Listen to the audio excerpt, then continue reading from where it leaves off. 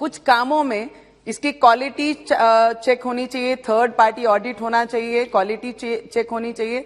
अब सर मैं 10 दिन पहले जब वहां गई तो बार बार वो तारीख पे तारीख दे रहे हैं कि नेक्स्ट मंथ हम ये काम पूरा करेंगे, उसके अगले महीने ये पूरा काम करेंगे, पर वो हर बार रेलवे बोर्ड से उन्हें 9 महीने की तारीखें आगे एक्सटेंशन मिल जाता है। अब जब मैं पिछली बार गई तो इलेक्ट्रिशियन के डिपार्टमेंट ने बहुत बड़ा काम अभी तक पूर्ण नहीं हुआ है। मैं आपसे विनती करूंगी जल्द से जल्द उसका काम पूरा किया जाए, जिससे हमारे क्षेत्र को, डिपार्टमेंट को और पूरी रिपेयरिंग वर्कशॉप को उसका लाभ मिलना चाहिए, विदर्भ की और महाराष्ट्र की ट्रेन की।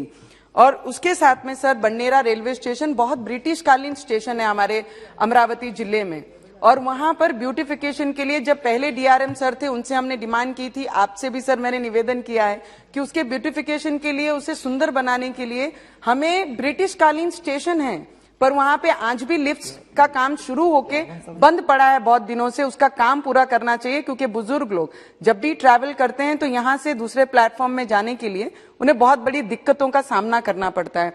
तो उसके लिए आपने कुछ बजट में अगर प्रावधान करके, ब्यूटिफिकेशन बहुत छोटी सी चीज है सर, उसमें अगर प्रावधान किया बन्नेरा स्टेशन को तो बहुत सारी चीजें हल हो सकती हैं, बुजुर्गों को बहुत ज्यादा ईज वो स्टेशन के द्वारा उनको सेवा मिल सकेगी।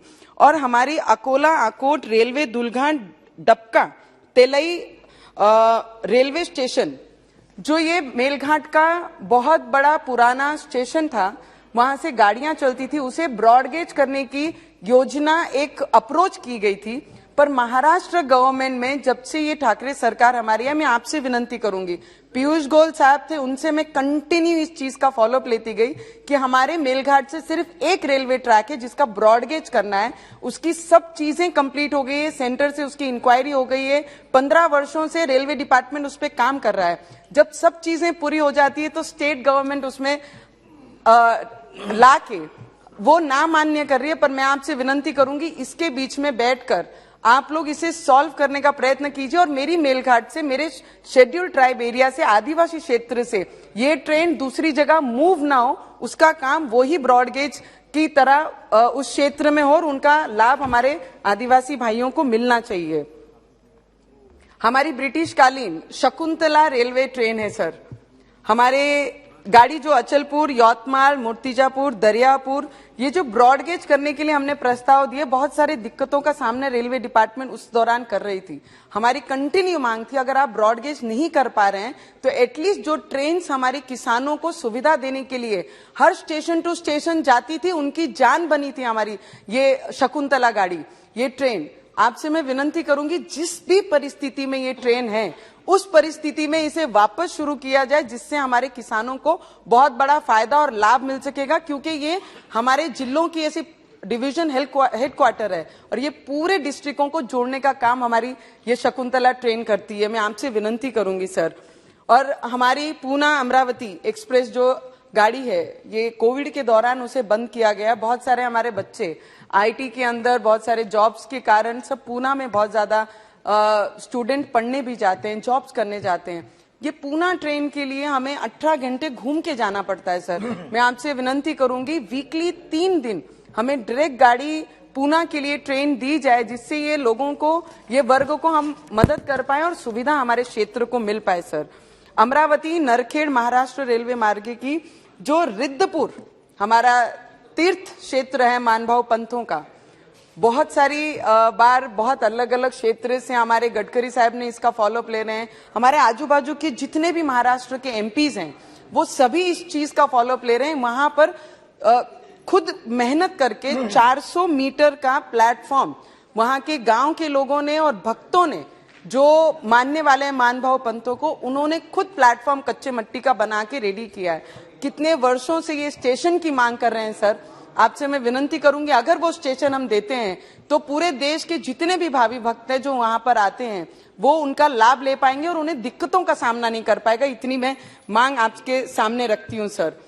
मेमो गाड़ी जो नरखेड़ बन्नेरा नरखेड़ जो चलती थी शिराड़ा के लिए, और शिराड़ा गांव है हमारा अमरावती जिले में सर, अभी कोविड के दौरान पहले स्टेशन पे स्टॉपेज था, पर अब जैसे ही लॉकडाउन खत्म होता है और वो स्टेशन पे स्टॉपेज नहीं दे रहे हैं, तो मैं सर के माध्यम से, बहुत छोटी छोटी सी प्रॉब्लम है, पर एमपीज को इतना भी राइट्स नहीं है कि वो रेलवे बोर्ड में फॉलोअप करके या डीआरएम से फॉलोअप करके जो चीजें शुरू थी उसे वापस लॉकडाउन के बाद शुरू करना चाहिए। उतना राइट्स अगर हम लोगों को मिला कि आप लोगों ने फॉलोअप किया या आपका एक लेटर मिल गया कि इमीडिएटली स्टार्ट दिस वर्क, अगर ऐसा भी कुछ होता है तो हम कहीं ना कहीं काम कर पाएंगे। हर चीज में अगर राज्य नहीं करने देगा या केंद्र नहीं करेगा तो हमारा तो कोई भी फॉलोअप लिया हुआ चीज कुछ भी इंप्लीमेंटेशन कहीं पर भी दिखाई नहीं दे रहा। तो मैं आपसे मांग करूंगी सर, स्टॉपेज के बहुत छोटे छोटे दिक्कत होते हैं। मुझे पता है कि 5 मिनट अगर 2 मिनट स्टॉपेज देते हैं तो आगे की पूरी टाइमिंग चेंज होती है, पर जो ऑलरेडी स्टॉपेज में थी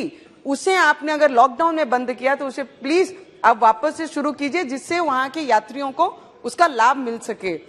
अमरावती जबलपुर एक्सप्रेस सर, हमारे एमपी साहब बिसेन साहब यहाँ पर बैठे हुए हैं, हमारे धारनी के क्षेत्र के बाजू के क्षेत्र के एमपी, जो कंटिन्यू सर, मैं उसमें कंटिन्यू हम फॉलोअप ले रहे हैं कि जबलपुर एक्सप्रेस जो अमरावती से, sir it is very important, few things more I have to add into this. तो बहुत दिनों से हम इसका फॉलोअप ले रहे हैं सर। जो अमरावती से जबलपुर चलती थी, हमने इसे एक्सटेंशन मांगा था आगे प्रयागराज तक। प्रयागराज लॉकडाउन में, प्रयागराज तो की नहीं पर जबलपुर भी बंद कर गई। मुझे एक बताइए, नागपुर में ये 12 घंटे हॉल्ट करती है सर। 12 घंटे हॉल्ट करने के वजह अगर ये अमरावती से फिर शुरू करती हैं तो जितने भी यात्री वहां से अमरावती से जबलपुर जाते थे उनको इस चीज का लाभ मिलेगा। 12 घंटे कहीं पे वेस्ट करके उसका समय, मुझे लगता है फायदा देने में, मुझे लगता है कहीं ना कहीं हम लोगों को लाभ दे पाएंगे। तो हमारे एमपी सदस्य भी ये चीज में एसोसिएट करते हैं और हमारे साथ आपके यहाँ पर आके खुद हमने फॉलोअप लिया है सर। और जितनी भी जनरल ट्रेन्स, अभी जनरल टिकट्स जो है सर, लास्ट 2-3 मिनट्स, टिकट्स का जो इशू था, जो जनरल टिकट्स अभी मुझे लगता है कोविड के दौरान बंद की गई हैं, उसे जल्द से जल्द हमने अगर शुरू की तो उसका लाभ सभी लोगों को, आम जनता को, क्योंकि महाराष्ट्र में बस का, एसटी का, वर्करों का हड़ताल चल रहा है तो बहुत सारी सुविधाओं में दिक्कत हमारे महाराष्ट्र के लोगों को हो रही है। तो जनरल टिकट आपने अगर शुरू की तो बहुत ज्यादा फायदा लोगों को होगा। सर मैं आपको अभिनंदन करना चाहूंगी, पहले की गवर्नमेंट में 1100 करोड़ हमारे महाराष्ट्र को दिया जाता था, 11,000 करोड़ रुपया रेलवे डिपार्टमेंट से, आज उसका 10 टाइम्स ज्यादा ये सरकार हमारे महाराष्ट्र को दे रही है। तो उसके लिए आपका सर मैं अभिनंदन करना चाहूंगी कि इतनी एफर्ट्स लेके रेलवे डिपार्टमेंट को स्ट्रांग बनाने का काम हमारी ये केंद्र सरकार कर रही है। सर सिर्फ मैं आपसे विनंती करूंगी कि ये दौरान, लॉकडाउन के दौरान जो टाइम टेबल चेंज हुए हैं उसे फिर एक बार ध्यान में देते हुए लोगों को जो सुविधा है उन तक पहुंचानी चाहिए। और जो ट्रेन में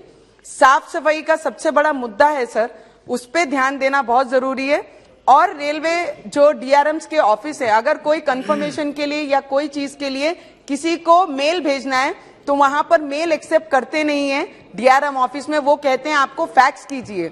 और आज हर ऑफिस में फैक्स कहीं उपलब्ध नहीं है सर, तो वो फैक्स ना मांगते हुए फैक्स मांगते हैं तो उसके लिए 2-2 घंटा सभी को वेट करना पड़ता है और फैक्स करना पड़ता है। मैं भुसावल डिवीजन से बिलोंग करती हूँ सर, हमको डीआरएम ऑफिस वहीं पड़ता है और ये दिक्कत हम भी सामना इसका करते हैं। श्री अनुराग शर्मा जी, और मैं आपको सर ये रेलवे बजट के लिए आपके पूरे डिपार्टमेंट को और आपके पेशेंट्स को, जो पॉजिटिव एटीट्यूड से आप सभी को रिसीव करते हैं, उसके लिए आपका दिल से बहुत बहुत अभिनंदन करते हैं और we support you definitely sir. Thank you.